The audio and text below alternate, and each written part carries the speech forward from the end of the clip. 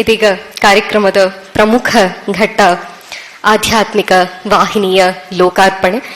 ಪರಮ ಪೂಜ್ಯ ಶ್ರೀ ಯತಿರಾಜಜೀಯ ಸ್ವಾಮಿಗಳ ಅಮೃತ ಹಸ್ತದಿಂದ ಇದೊಂದು ಕಾರ್ಯಕ್ರಮ ನಡೀತಿದೆ. ಪರಮ ಪೂಜ್ಯರೋದನ್ನು ಸಾಧ್ಯ ಮಾಡಿಕೊಡಬೇಕು ಅಂತ ಭಕ್ತಿಪೂರ್ವಕವಾಗಿ ವಿನಂತಿಸುತ್ತಿದ್ದೇನೆ.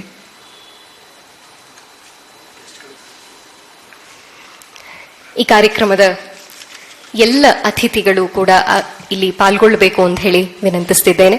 ಡಾಕ್ಟರ್ ಆರ್ ಪಾರ್ಥಸಾರಥಿ ಅಯ್ಯಂಗಾರ್ ಅವರು, ಶ್ರೀ ಗೋಕುಲ್ ಅಯ್ಯಂಗಾರ್ ಅವರು, ಶ್ರೀ ಆಸುರಿ ರಾಮನುಜ ಅವರು, ಶ್ರೀ ರಾಮಚಂದ್ರ ಆನವೇರಿ ಅವರು, ಅದೇ ರೀತಿ ಡಾಕ್ಟರ್ ಎ ಕೃಷ್ಣಪ್ಪನವರು ಇದೊಂದು ಸುಂದರ ಘಳಿಗೆಯಲ್ಲಿ ಪಾಲ್ಗೊಳ್ಳಬೇಕು ಅಂತ ಹೇಳಿ ವಿನಂತಿಸುತ್ತಿದ್ದೇನೆ.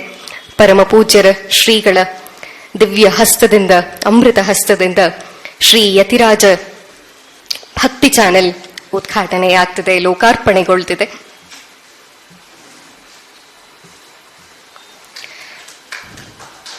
ಆಧ್ಯಾತ್ಮ ಲೋಕಕ್ಕೆ ಮತ್ತೊಂದು ಕೊಡುಗೆಯಾಗಿ ಯತಿರಾಜ ಭಕ್ತಿ ಚಾನೆಲ್ ಆಧ್ಯಾತ್ಮಿಕ ವಾಹಿನಿಯ ಲೋಕಾರ್ಪಣೆಯ ಅಮೃತ ಘಳಿಗೆ.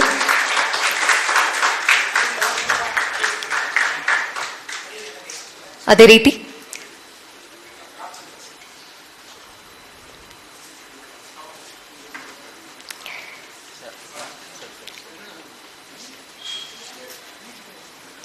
ಭಕ್ತಿ ಮಾರ್ಗಕ್ಕೊಂದು ಹೊಸ ಸಾಧನ, ದಿವ್ಯ ಸಾಧನ ಯತಿರಾಜ ಭಕ್ತಿ ಚಾನೆಲ್ ಪರಮ ಪೂಜ್ಯರ ದಿವ್ಯ ಹಸ್ತದಿಂದ ಲೋಕಾರ್ಪಣೆಗೊಂಡಿದೆ.